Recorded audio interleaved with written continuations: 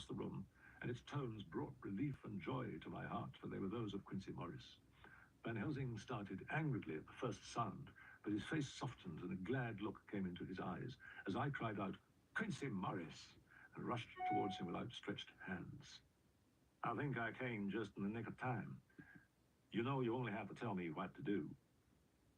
Once again we went through that ghastly operation. I have not the heart to go through with the details. Lucy had got a terrible shock. Her struggle back into life was something frightful to see and hear. However, the action of both heart and lungs improved, and Van Helsing made a subcutaneous injection of morphia as before, and with good effect. Her faint became a profound slumber. The professor watched whilst I went downstairs with Quincy Morris. I left Quincy lying down after having a glass of wine, and I went back to the room where Lucy now was. When I came softly in, I found Van Helsing with a sheet or two of notepaper in his hand. He had evidently read it and was thinking it over as he sat with his hand to his brow. There was a look of grim satisfaction in his face, as of one who has had a doubt solved. He handed me the papers, saying only, "It dropped from Lucy's breast when we carried her to the bath." Memorandum left by Lucy Westenra. 17th September, night. I write this and leave it to be seen. This is an exact record of what took place tonight. I feel I'm dying of weakness and have barely strength to write. But it must be done, if I die in the doing. I was waked by the flapping at the window, which had begun after that sleepwalking on the cliff at Whitby, when Mina saved me, and which now I know so well. And outside in the shrubbery, I heard a sort of howl like a dog's, but more fierce and deeper. I went to the window and looked out. Could see nothing except a big bat, which had evidently been buffeting its wings against the window. So I went back to bed again, but determined not to go to sleep. Presently the door opened, and Mother looked in. Seeing by my moving that I was not asleep, came in and sat by me. I was uneasy about you, darling. I came in to see that you were all right. As she lay there in my arms, and I in hers, and flapping and buffeting came to the window again. She was startled, a little frightened, and cried out, "What's that?" There was the low howl again out in the shrubbery. Shortly after that, there was a crash at the window, and a lot of broken glass was hurled on the floor. The window blind blew back where the wind rushed in, and I was the head of a great, gaunt, grey wolf. Mother cried out in affright and clutched wildly at anything that would help her. Amongst other things, she clutched the wreath of flowers that Dr. Van Helsing insisted on my wearing round my neck, and tore it away from me. For a second or two, she sat up, pointing at the wolf, and there was a strange and horrible gurgling in her throat. Then she fell over, as if struck with lightning. I tried to stir, but there was some spell upon me, and dear Mother's poor body weighed me down. I remember no more for a while. The time didn't seem long, very, very awful, till I recovered consciousness again. Somewhere near, a passing bell was tolling. The dogs all round the neighborhood were howling. I called the maids, got no answer. What am I to do?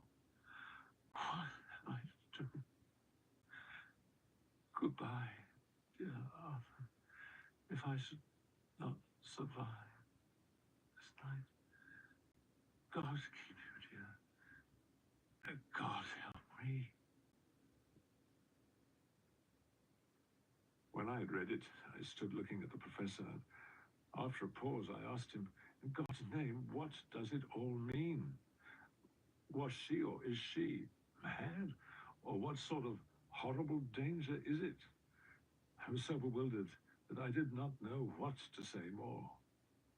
Van Helsing put out his hand and took the paper, saying, "Do not trouble about it now. Forget it for the present. You shall know and understand it all in good time."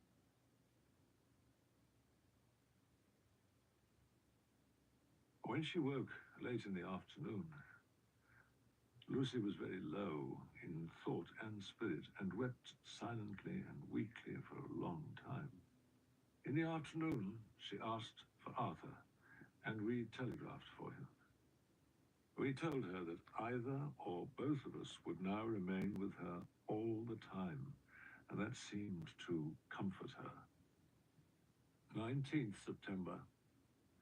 Only resolution and habit can let me make an entry tonight. I am too miserable, too low-spirited, too sick of the world and all in it, including life itself. At 6 o'clock, Van Helsing came to relieve me. Arthur had then fallen into a doze, and he mercifully let him sleep on. When he saw Lucy's face, he bent down and with his face almost touching Lucy's, examined her carefully. He removed the flowers and lifted the silk handkerchief from her throat. As he did so, he started back, and I could hear his "Mein Gott" as it was smothered in his throat. I bent over and looked too, and as I noticed, some queer chill came over me. The wounds on the throat had absolutely disappeared. For fully 5 minutes, Van Helsing stood looking at her with his face at its sternest. Then he turned to me and said calmly, "She is dying. It will not be long now. It will be much difference, mark me, whether she dies conscious or in her sleep. Wake that poor boy and let him come and see the last. He trusts us, and we have promised him." I went to the dining room and waked him. When we came into the room, she opened her eyes and, seeing him, whispered softly, "Arthur, oh my love, I'm so glad you've come." And then, insensibly, there came the strange change which I had noticed in the night. Her breathing grew stertorous, the mouth opened, and the pale gums, drawn back, made the teeth look longer and sharper than ever. In a sort of sleep-waking, vague, unconscious way, she opened her eyes, which were now dull and hard at once, and said in a soft, voluptuous voice, such as I had never heard from her lips, "Arthur, oh my love, I am so glad you have come. Kiss me." Arthur bent eagerly over to kiss her, but at that instant Van Helsing, who like me had been startled by her voice, swooped upon him and, catching him by the neck with both hands, dragged him back with a fury of strength which I never thought he could have possessed, and actually hurled him almost across the room. "Not for your life," he said. "Not for your living soul and hers." And he stood between them like a lion at bay. Arthur was so taken aback that he did not for a moment know what to do or say, and before any impulse of violence could seize him, he realized the place and the occasion, and he stood silent, waiting. I kept my eyes fixed on Lucy, as did Van Helsing, and we saw a spasm as of rage flit like a shadow over her face. The sharp teeth champed together. Then her eyes closed, and she breathed heavily. Very shortly after, she opened her eyes in all their softness, and putting out her poor, pale, thin hand, took Van Helsing's great brown one. Drawing it to her, she kissed it. "My true friend," she said in a faint voice, but with untellable pathos. "My true friend, and his. Oh, guard him, and give him peace." "I swear it," said he sullenly, kneeling beside her and holding up his hand as one who registers an oath. Then he turned to Arthur and said to him, "Come, my child, take her hand in yours, and kiss her on the forehead, and only once." Their eyes met instead of their lips, and so they parted. Lucy's eyes closed, and Van Helsing, who had been watching closely, took Arthur's arm and drew him away. And then Lucy's breathing became stertorous again, and all at once it ceased. "It is all over," said Van Helsing. "She is dead." I took Arthur by the arm and led him away to the drawing room, where he sat down and covered his face with his hands, sobbing in a way that nearly broke me down to see. I went back to the room, stood beside Van Helsing and said, "Ah, well, poor girl. There is peace for her at last. It is the end." He turned to me and said with grave solemnity, "Not so, alas, not so. It is only the beginning." When I asked him what he meant, he only shook his head and answered, "We can do nothing as yet. Wait and see." Mina Harker's journal. 22nd September. A sad homecoming in every way. Jonathan still pale and dizzy under a slight relapse of his malady. And now a telegram from Dr. Van Helsing, whoever he may be. "You will be grieved to hear that Mrs. Westenra died 5 days ago, and that Lucy died the day before yesterday. They were both buried today." Oh, what a wealth of sorrow in a few words. Van Helsing said that he had read my letters to poor Lucy, and is coming to see me at once. Dr. Seward's diary, 27th September. Today, Van Helsing almost bounded into the room at about 5:30 and thrust last night's Westminster Gazette into my hand. "What do you think of that?" he asked as he stood back and folded his arms. I looked over the paper, for I really did not know what he meant, but he took it from me and pointed out a paragraph about children being decoyed away at Hampstead. It did not convey much to me until I reached a passage where it described small punctured wounds on their throats. An idea struck me, and I looked up. "Well," he said, "it is like poor Lucy's. And what do you make of it?" "Simply that there is some cause in common."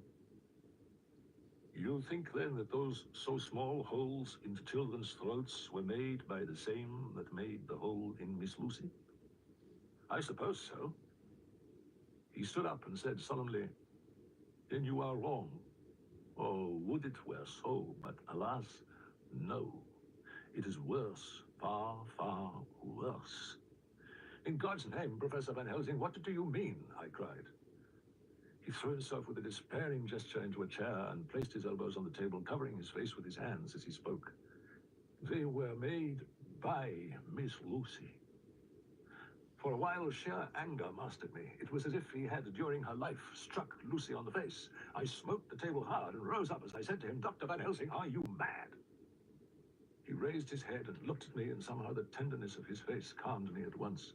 "Would I were," he said, "madness were easy to bear compared with truth like this. Oh, my friend, tomorrow night I go to prove it. Dare you come with me?" He saw my hesitation and spoke. "Tomorrow night you will come to me at the Berkeley Hotel at 10 of the clock. I shall send for Arthur to come too, and also that so fine young man of America that gave his blood. Later, we shall all have work to do. I come with you so far as Piccadilly, and there dine, for I must go before the sun sets." 29th September, morning. Last night, at a little before 10 o'clock, Arthur and Quincy came into Van Helsing's room. He told us all that he wanted us to do. but especially addressing himself to Arthur, as if all our wills were centered in his. He began by saying that he hoped we would all come with him, too.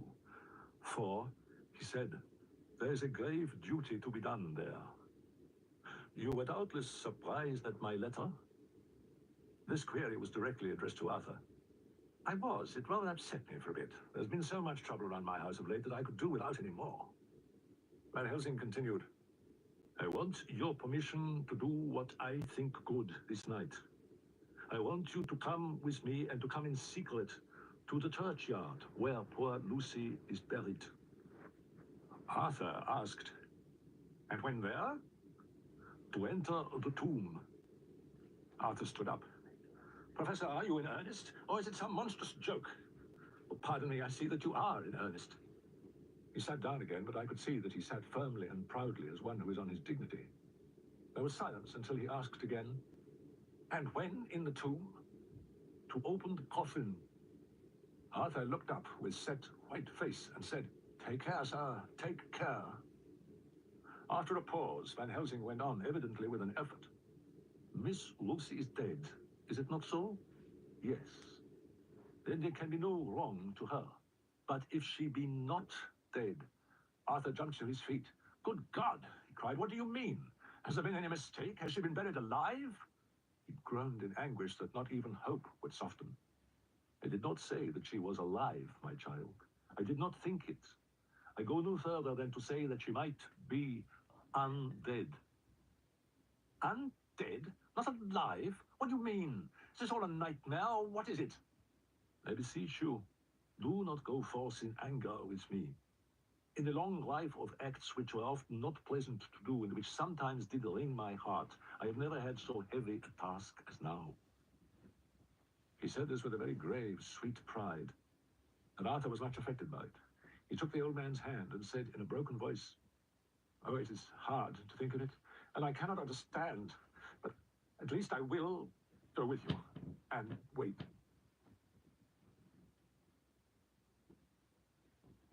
It was just a quarter before 12 o'clock when we got into the churchyard. The professor unlocked the door, and seeing a natural hesitation amongst us for various reasons, solved the difficulty by entering first himself. The rest of us followed, and he closed the door. He then lit a dark lantern and went about his work systematically.